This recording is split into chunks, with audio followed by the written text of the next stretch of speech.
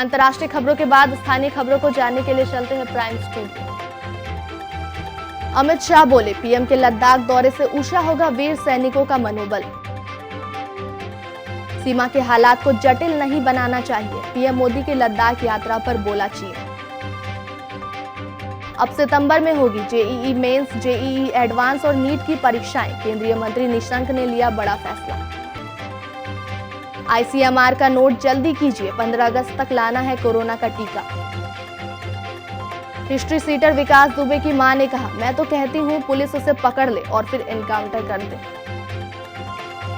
मौसम विभाग ने जारी किया निर्देश, मुंबई में भारी बारिश का रेड अलर्ट। हांगकांग में चीन का नया सुरक्षा कानून आते ही लोकतंत्र समर्थकों पर बर्बरता शुरू। पाकिस्तान के विदेश मंत्री शाह महमूद कुरैशी कोरोना पॉजिटिव, बोले मेरे लिए दुआ कीजिए। ड्रैगन को लगा बिजली का झटका, चीन से अब किसी भी इलेक्ट्रिकल उपकरणों का आयात नहीं करेगा इंडिया। सरोज खान को याद कर इमोशनल हुई करीना कपूर, कहा मास्टर जी मुझे कहती थी पैर नहीं चला सकती तो फेस ही चला। और दिल्ली क्रिकेट बोर्ड के सेक्रेटरी ने कहा, रोहन जेटली डीडीसीए अध्यक्ष पद की जिम्मेदारी बखूबी निभा सकते हैं।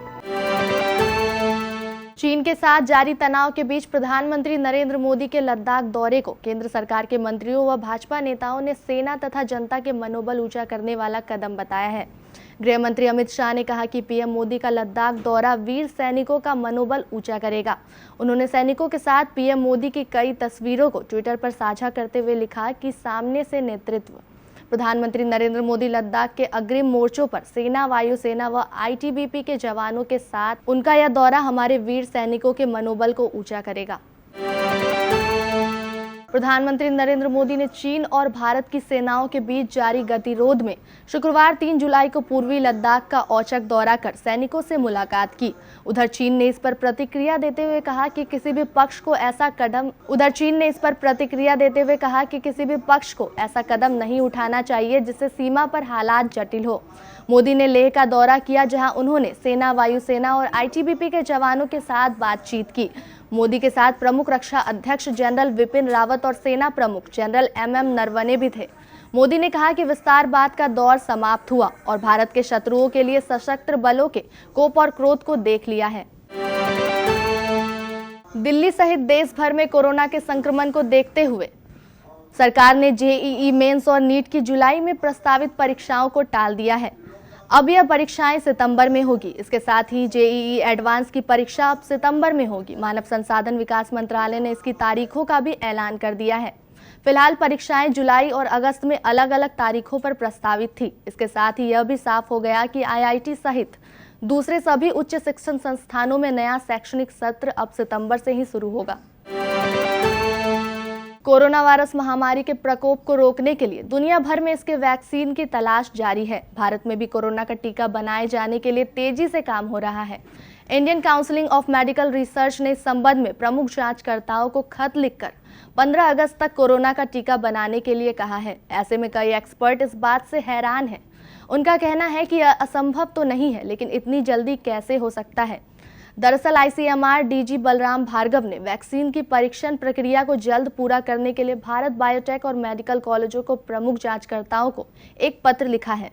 इस पत्र में कहा गया है कि इंसान पर परीक्षण की प्रक्रिया को 15 अगस्त से पहले पूरा किया जाए, जिससे 15 अगस्त को क्लिनिकल ट्रायल के परिणाम लॉन्च किए जा सके।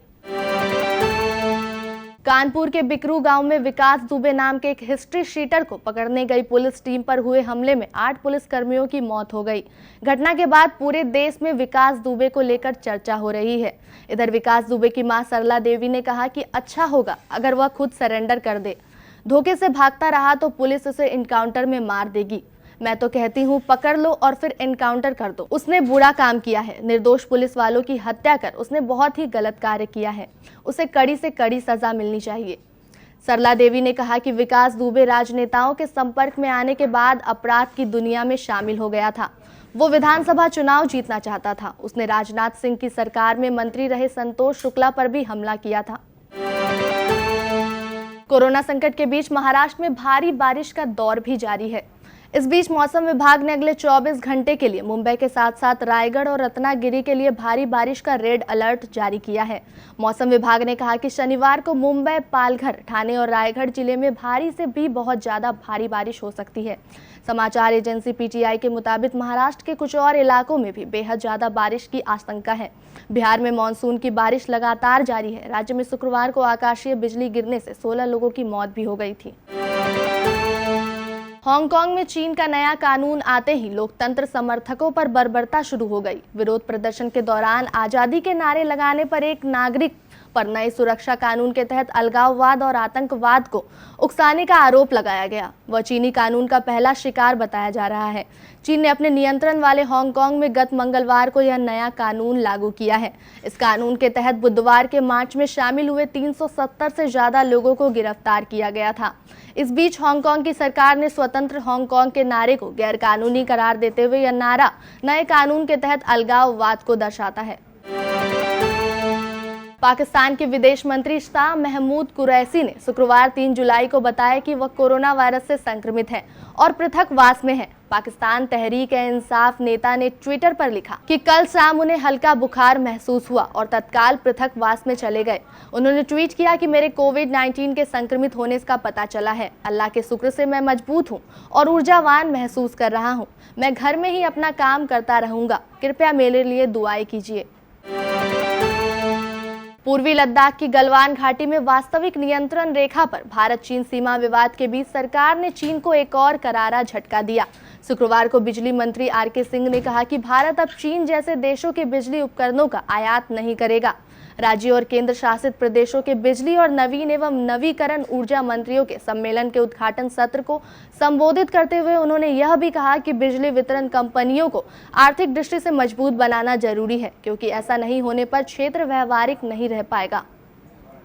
वीडियो कॉन्फ्रेंसिंग के जरिए आयोजित इस सम्मेलन को संबोधित करते हुए उन्होंने कहा कि प्रायर रेफरेंट कंट्री से उपकरणों के आयात की अनुमति नहीं होगी। इसके तहत हम देशों की सूची तैयार कर रहे हैं, लेकिन इसमें मुख्य रूप से चीन और पाकिस्तान शामिल हैं। प्रायर रेफरेंट कंट्री की श्रेणी में उन्हें रखा जाता है जिन देशों को भारत से खतरा है या खतरे की आशंका है। मुख्य रूप से इनमें वो देश है जिनकी सीमाएं भारतीय सीमाएं से लगती है। बॉलीवुड इंडस्ट्री की मास्टर जी यानी सरोज खान के निधन से पूरे मनोरंजन जगत को गहरा सदमा लगा है। तमाम सेलेब्स उन्हें श्रद्धांजलि दे रहे हैं और इसके साथ बिताए पलों को याद भी कर रहे हैं।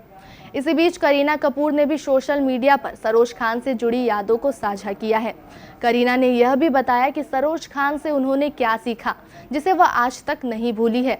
करीना कपूर ने इंस्टाग्राम अकाउंट पर सरोज खान के साथ अपनी एक फोटो और एक वीडियो शेयर किया है।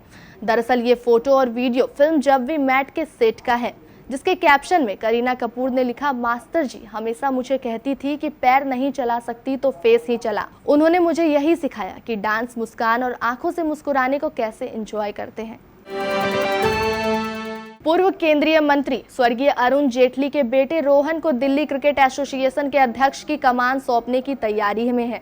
इससे पहले अरुण जेटली ने खुद लंबे समय तक डीडीसीए प्रेसिडेंट की भूमिका निभाई थी। वरिष्ठ पत्रकार रजत शर्मा के इस्तीफे के बाद यह पद अब खाली है। इसके लिए डीडीसीए के सेक्रेटरी विनोद तिहरा ने रोहन जेटली का नाम आगे बढ़ाया है। उन्होंने शुक्रवार को न्यूज एजेंसी से कहा कि डीडीसीए की मौजूदा स्थिति से उबरने के लिए रोहन जैसे युवा के हाथों में कमान सौंपना जरूरी है। रोहन डीडीसीए के प्रेसिडेंट के पोस्ट के लिए सही चॉइस है, लेकिन आखिरी फैसला उन्हीं का होगा। तिहरा ने कहा कि अरुण जेटली दिल्ली क्रिकेट बोर्ड में काफी रुचि रखते थे और डीडीसीए उनके दिल के बेहद करीब था। इसलिए मैं चाहता हूं कि रोहन को यह जिम्मेदारी निभाने के लिए आगे आए।